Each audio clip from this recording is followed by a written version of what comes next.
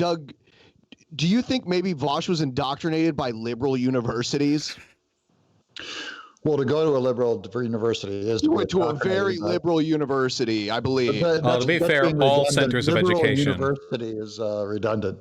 It's true. More educated people tend to be more liberal. That is true. Yeah, I mean, Humboldt State, I guess, is more progressive than most, but like, yes. I got all my hard sociology points on the streets, not from my professors. Okay, that's my argument. All right, I got it from the streets. Okay.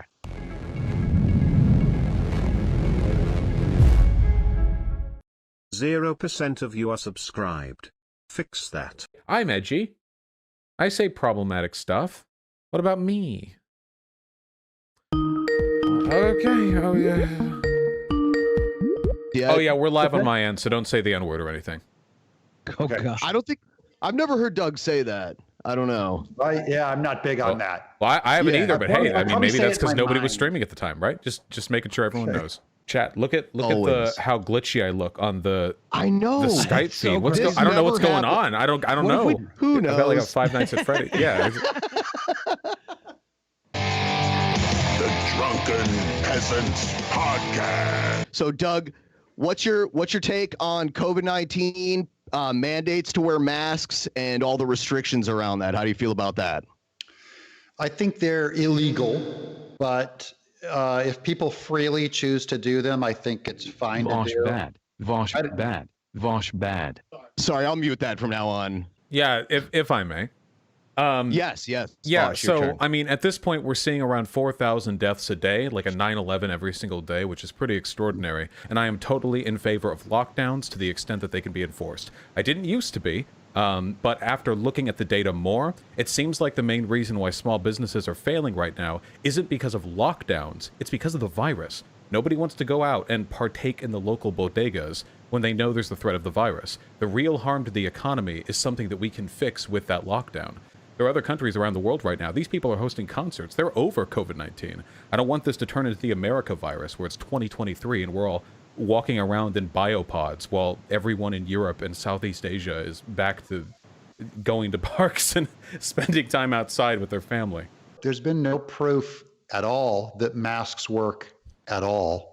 It's literally more deadly to have driven your car than have walked around without a mask. It has its curve, and the curve remains the exact same shape from country to country. Everybody gets the curve. Why do you suppose the more woke my friends are on Facebook, the more likely they are to be mask advocates, and the more free market or pro-business someone is on Facebook, the more anti-mask.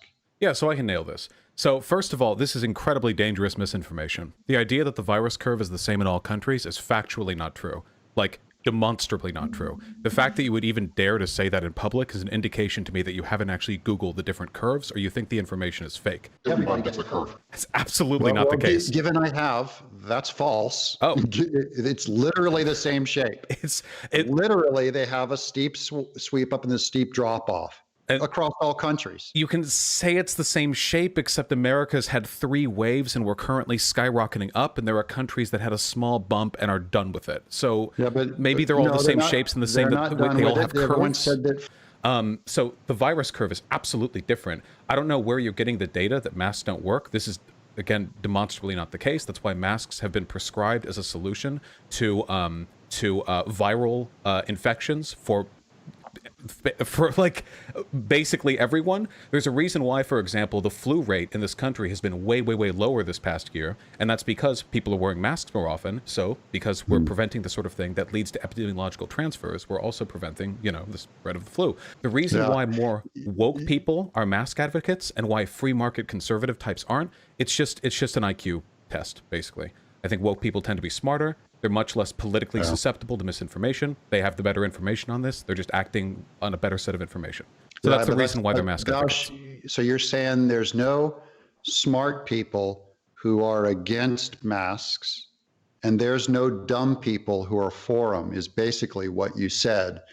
And I would say that the intelligence level is equally spread across both. So your explanation doesn't cover what I'm seeing because it's not IQ. Well, then it would be a stupid thing to advocate against wearing masks, even if you were a smart person. Yeah. And it would be a very smart thing to advocate for wearing masks, even if you were a generally stupid person. Yeah, but that's just name calling. That's not a reason. Saying you're stupid is not an explanation. I can substantiate it, but you asked me for my explanation, and that's the reason why. Sure. I mean, if you want to get really complicated about it, it's because a lot of the conservatives in this country are part of a Trump cult. Trump wants to avoid responsibility for his role in the propagation of the virus that is now worse in this country than anywhere else in the world. So they follow in Trump's lead, and they follow in all the misinformation that he's used to distance himself from the consequences of his actions. Woke people tend not to support Donald Trump. So that's like the...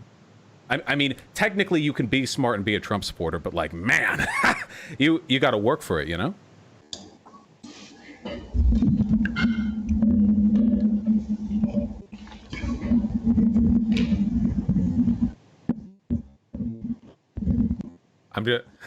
I'll just, so I'm afraid that's not true. So you've pivoted there. You are now pivoting, like you're kind of forming out of responsibility there, you know? You're pivoting again. You know that, right? Holy shit. Yeah, this seems like something like fascist shit. And the rates go up because of confirmation bias. Someone will say, well, they used it too late, or they were rednecks who probably went to a concert and disobeyed the masks. But there's no actual evidence showing either one. So, wait, can I jump in on this? Sure. Do you ever feel ashamed, like lying to your audience? Well, I think that's a shot below the belt. You can demonstrate. The stuff that you say gets people killed. I don't feel like I have to reprise this in any way. No, hold on, wait, if I may, wait, please. I'll give you all the time you want afterwards, but I just have to say, everything that you've said is factually incorrect. It's not a matter of interpretation or opinion. You just want people afraid. No, people are dying. How would you, from my perspective. I don't care that people die, Vaush, but you're letting them die. On me. That's you don't care. It's not accurate. If you cared, you wouldn't lie in ways that were so obvious that I could obliterate them by Google searching. Yeah, you're boring me, Vaush. Look, wait, I'm sorry.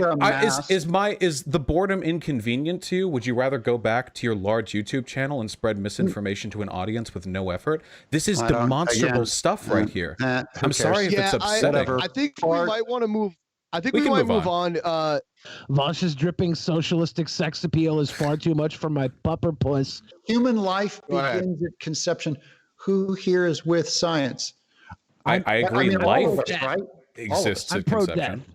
Okay, so hold on. Wait, hold on. So first of all, I need to correct this, okay? While it is true that conception describes the creation of a biological entity, scientists make why use those words? Because it's a human life, you're a biological because the terms human, a mass of neurons and molecules. It's true. No, it's called a human being. The terms human and life are both extremely loaded and very philosophically contextual. And scientific. That's why. Also, hold on. That's why scientists. You will it. not be able to find any scientific journal which describes when a human life begins. You will be able to find journals which describe when components of biological. I can find you. Wait, please. Wait, hold on. This is a nuanced. Is a sperm alive? Like technically, it's autonomous, but it has its own genetic material. Whatever. It could come. A fetus is dependent on your body to live. Eat that shit. It is a parasite. I don't mean that in a negative connotation, like it's parasitic, but that is what it does. You're not for human life. You're for ending it sometimes. So let me give you an example, okay? Let's say Doug. It's a pretty simple statement. Are you for ending human life or not? Let's say you're walking down the street and a car accident happens next to you. A person pulls themselves out of the wreck. They're very, very close to death. However, there's some kind of wacky doctor and they have equipment on them that allows them to inject into you a siphon and start siphoning your blood. Turns out you have the same blood type. It works out, okay? And unfortunately, their only shot at living relies on you continuing to allow them to siphon your blood. You don't know this individual and you have no legal obligation to them. Do you think that you should be forced to maintain that connection to this person for months? Or do you think you'd have a right to say, I'm sorry, this isn't my business, I'm sorry, goodbye, and you unplug it and you allow them to die? Yeah, but that's a hypothetical so far out of range, I don't even understand how to address it. I can come up with a less unlikely one if you want, but like in that context, do you think you'd have a right to disconnect yourself from that person? I don't know.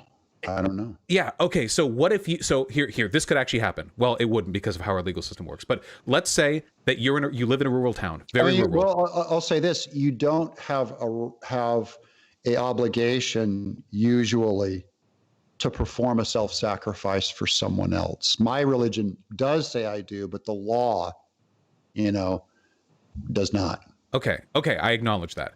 Whether or not you think abortion is immoral, I do not weigh in on. It must, however, remain legal, because to abandon the legality of abortion is to open up the possibility that the state has the right to enforce utilitarian will on other people from you. A woman has a right to a dead baby in this country. And then like all of our little snowflake millennials, they don't want to face the repercussions of their decision, and they want to take a pill and make it go away, make someone else pay for their own lack of responsibility. It doesn't. Wait. You can make this as much of a boomer argument as you want, with all the millennials won't take advantage of their shit. First of all, people in your generation were still getting coat hanger abortions back before my father was born. Okay, so I don't want to hear it about. I don't want to hear it about our generation. Okay. Second, wait, hold on. Second of all, numbers so small, they're nothing compared to legal abortions. Not also, true. All of you guys discredit yourself because you were all born.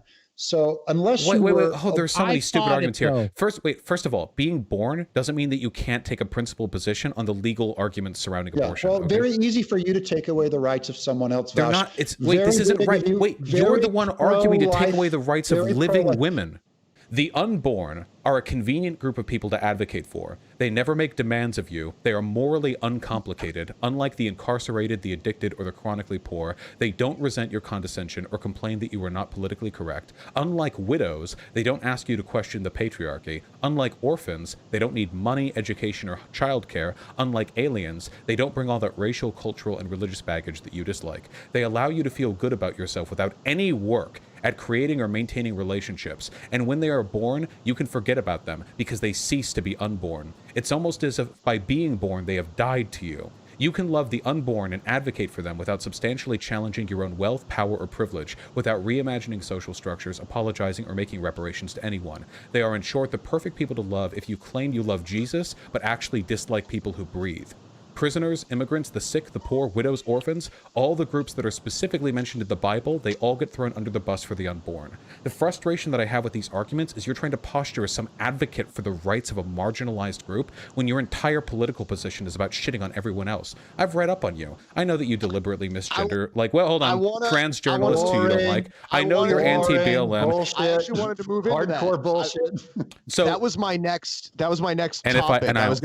I promise you, I'm at the cliffside. I'm almost done. Okay. It frustrates me when somebody who has made a point to reject all forms of civil responsibility or advocacy for the oppressed is going to take a hill on this and advocate for removing women's rights to have an abortion as though you are the one defending rights. It's actually really disgusting. And I think it's equally stupid to claim that you're for women when women who have abortions and have a much higher rate of suicide than they ever did with coat hanger abortions. You're not pro-woman. You're for killing the mom. You're crueler to moms. Whoa. And you want to... No, I'm just reflecting the way that you just now talked, is impugning... That's what you're just making shit up character for your position. But I'm actually very close friends with one Muslim. All right, guys, I'm going to go. God bless you guys. I love you, buddy, but not in a gay way. I think I took apart Doug about as well as you guys could have expected. That was pretty fun. I'm actually a little disappointed how quickly he gave up. He gave up really quickly some points there. It was obvious. If you're arguing with a kid and they just get really upset, so they stop engaging and they just repeat stuff. Yeah.